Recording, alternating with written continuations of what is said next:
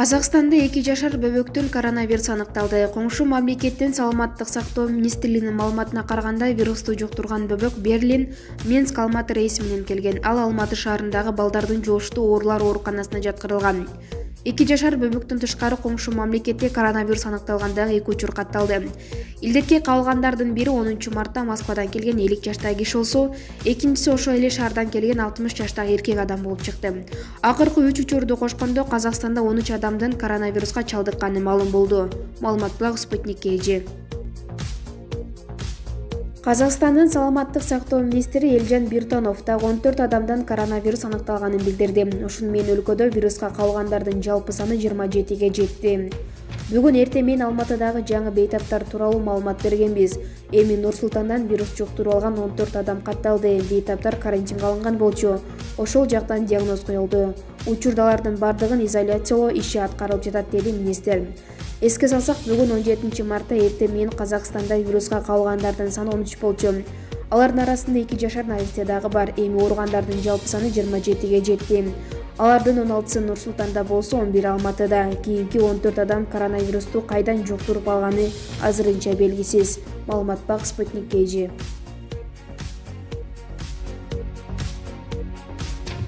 Бишкекте жогорулатылган даярдык режими киргизилди. Бүгүн 17 мартта Бишкек шаарынын аймагында жогорулатылган даярдык режими киргизилди. Бул тууралуу токтом кабыл алынганы боюнча Борбор каланын мэриясы маалымат таратты.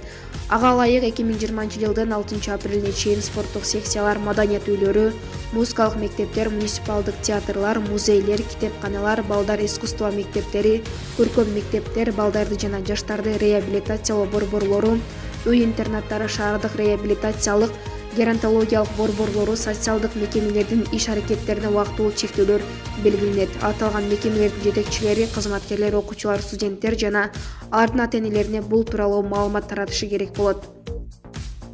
Коронавирустук инфекциянын пайда болушуна жана тарап кетпешине жол бербөө максатында соода жана эс алуу борборлору, базарлар, компьютердик клубдар, тойканалар, кафелер, кинотеатрлар, театрлар, көргөзмөлөр, спорт клубдары, финтес борборлор жана башка адамдар көп чогулган жана эс алган жерлердин ээлерине жана администрацияларына өз иш-аракеттерине чектөө. Бишкек шаарынын тургундарына адам көп чогулган жерлерге барууну, ошондой эле үй бүлөлүк эс алуучу иш-чараларды өткөрүүнү чектөө зарылдыгы сунушталат. Маалымат Бак Супер KG.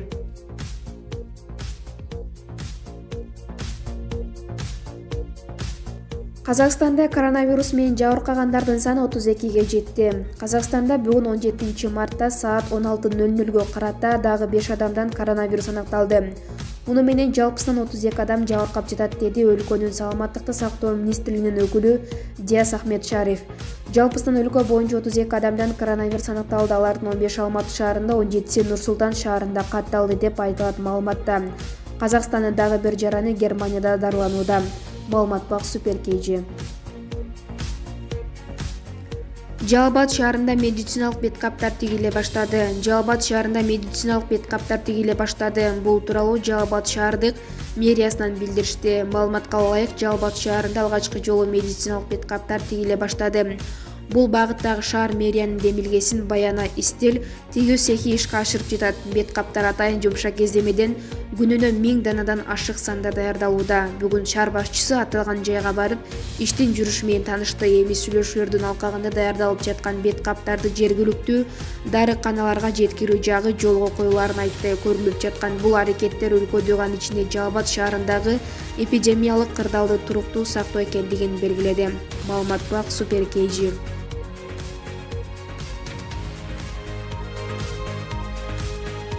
Миграция кызматы Орусиядагы кыргызстандыктарга кайрылды. Кыргыз өкмөтүнө караштуу мамлекеттик миграция кызматы кыргыз жарандарын Орусия мамлекетине убактылуу барбай турууга чакырды. Бул тууралуу аталган кызматтын сайтында жазылды. Миграция кызматы муну Орус өкмөтүнүн 18 марттан 1 майга чейин чет өлкөлүк жарандарга Орусиянын аймагына кирүүгө тыюу салган чечимине байланыштырды. Мекеме Орусиядагы мекендештерди коронавирус илдетин жайылтпаш үчүн ал мамлекеттин мыйзамдарын, өтүнүчтөрү менен талаптарын так туура аткарууга жана сактоого чакырды. Орус өкмөтү 18 марттан 1 майга чейин чет өлкөлүк жарандарга Орусиянын аймагына кирүүгө тыюу салды. Премьер-министр Михаил Мусиштин Беларустун, Азербайжандын, Армениянын, Казакстандын, Өзбекстандын, Тажикстандын жана Кыргызстандын өкмөт башчылары менен сүйлөшүп, жаңы киргизилүүчү чараларды талкуулаганын Орус өкмөтүнүн расмий сайты жазды. Расмий билдирүүдө мындай чара коронавируска байланыштуу өлкөдө коопсуздукту камсыз кылып, калктын саламаттыгын сактоо үчүн көрүлүп жатканы белгиленет. Кыргыз өкмөтү да чет өлкөлүк жарандардын өлкөгө киришине 1 айлык чектөө киргизүү сунушун талкуулап жатканын вице-премьер-министр Алтынай Өмүрбекова 17 мартта түшкө чейин маалымдаган. Маалымат бак Азаттык.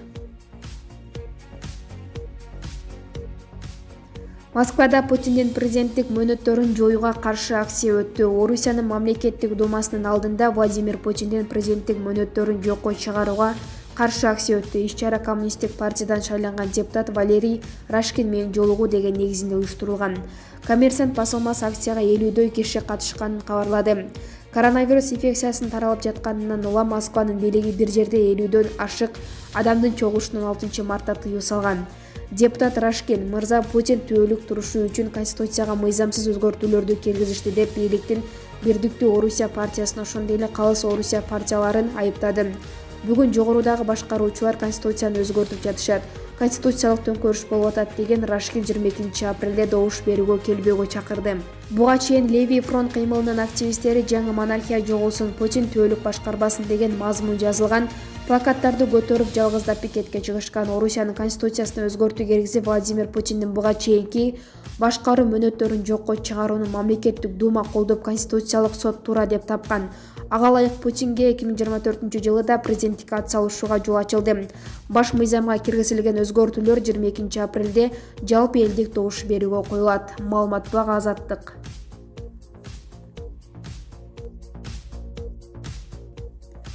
Айдоочулар Кытайда калган автоунааларын чыгарууга өкмөттөн жардам сурашты. Айдоочулар коомдук бирикмеси январь айында Кытайда калган жүк ташуучу 30 автоунааны чыгарып келүүгө өкмөттөн жардам сурады. Бирикменин 17 март күнү Ош шаарындагы басма сөз жыйын аркылуу тараткан маалыматына караганда, автоунаалар Эркечтам көзөмөл өткөрүү бекетинен 100 чакырым алыс Улуу-Чат аймагында калган. Айдоочулар коомдук бирикмесинин төрагасы Назир Токторов өкмөт уруксат берсе, айдоочулар машинелерин 24 сааттын ичинде кирип алып чыгып кетишмек деди. Айдоочулардын баары машинелерин Асияга алган, ар биринин үйүндө жок эле дегенде бирден студент бар, 3төн 4төн окуучусу бар. Тиричилик деген бар, өзүңөр билесиңер, үйдөгү жашоо бир эле адамдын көзүн караган жашоодо. Бала чаканы багыш керек, деди Токторов.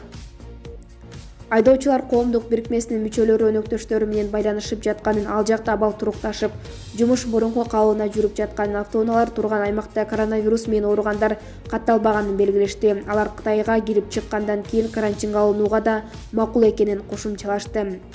Бирикмеге кирген айдоочулар Кытайдан Орусияга кийим, буюм, тайым ташышат. Маалыматка караганда, жүк ташуучу менчик автоунаалардан тышкары Кытайда жүк ташуучу фирмаларга таандык дагы 30га жакын автоунаа калган. Маалымат бак Азаттык. Иран түрмөдөгү адамдарды абактан бошотту. Коронавирусту көзөмөлдөп жугузуп алууну азайтуу максатында Иран 85 000 кишини абактан убактылуу бошотту. Сот бийлигинин өкүлү Галум Хасейн Исмаилдин 17 марттагы билдирүүсүнө караганда, бошотулгандардын арасында саясий негизде камалгандар да бар. Бошотулгандардын 50% жакынкы коопсуздук маселесине байланыштуу камалгандар. Инфекциянын жайылышына каршы туруш үчүн түрмөлөрдө алдын алуу чаралары көрүлдү, деди Исмаилдин. Бирок ал кандай чаралар экени тактаган жок. Иранда COVID-19 вирусун жугузган адам алгач 19 февралда катталган. Ошондон бери бул илдетке кабылгандар 15 000 кишиге жеткени расмий маалымдалат. Алардын 5 000 айыкканы кабарланды. 853-ü коронавирустун кесепетинен көз жумду. Ошол эле учурда жергиликтүү аткаминерлер жана саламаттык сактоо эксперттери өлкө бийлиги жаңы вирусту жугузгандардын санын атайын аз көрсөтүп жатканын айтып жүрүшөт. Маалымат бак Азаттык. Кыргызстанда үй карантинине алынгандар үчүн 9 эреже. Коронавирусту алдын алуу боюнча ыкчам штабтын билдиришинче, учурда Кыргызстандагы обсервация жайларында 321 адам кармалууда. Ал эми үй карантининде 1229 адам бар. Саламаттыкты сактоо министрлиги үй карантинине алынган адамдар жана алардын үй бүлө мүчөлөрү вирустун таралышына жол бербөө үчүн кандай эрежелерди сактоосу керектигин айтып берди. Мекеменин алдындагы ден соолукту чыңдоо жана массалык коммуникация борбору үй карантиндеги адамдарга бир нече эрежелерди сунуштайт. Үйдөн чыкпоо зарыл, өзүнчө жакшы, жететиле турган эшиги жабылуучу бөлмөдө болуу кажет. бөлмөдөн зарылчылыкка жараша гана жана кыска убакытка чыгууга уруксат берилет. Ошол эле учурда ооз жана мурун бет кап менен жабылууга тийиш. Жөтөлүп же чүчкүрүп жаткан учурда ооз менен мурунду бир жолу колдонуучу кагаз бет арчы менен жапкан жакшы. Колдонулган кагаз бет арчыларды ооз жабылуучу таштанды челекке таштоо керек. Мындан соң колду самындап жууп же аларды спирт камтылган антисептикалык каражат менен дезинфекциялоо зарыл.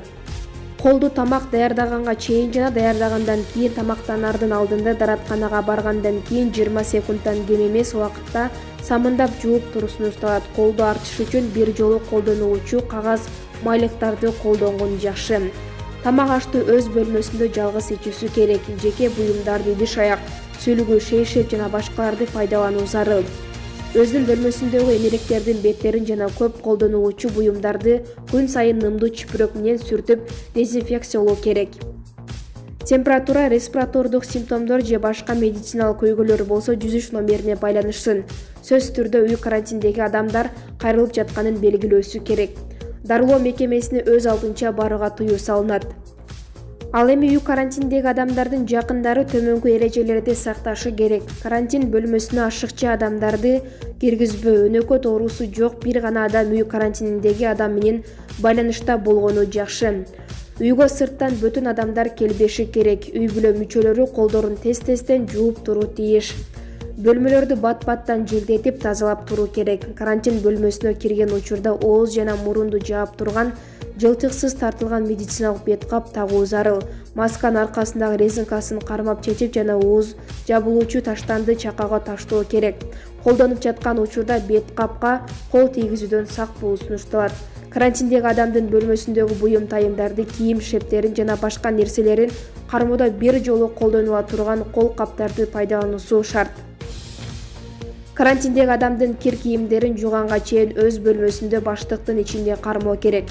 Ал адамдын идиш аяк кийим-кечесин кадимки каражаттар менен жууганга болот. Коронавирусту алдын алуу боюнча ыкчам штаб оору жайылган кооптуу өлкөлөрдү 2 категорияга бөлдү. Биринчиси вирус жуктургандардын саны 1000ден ашкан мамлекеттер болуп эсептелинип, ал жактан келгендер 14 күндүк карантинде өтөт. Ал эми экинчи категорияда ооруларды 1000ге чейинки өлкөлөр кирип, ал жактан келгендер 14 күн үй карантининде болушат. Учурда Кыргызстанда обсервация жайларында 321 адам кармалууда. Ал эми үй карантининде 1229 адам бар. Маалымат Булак, Спутник KG.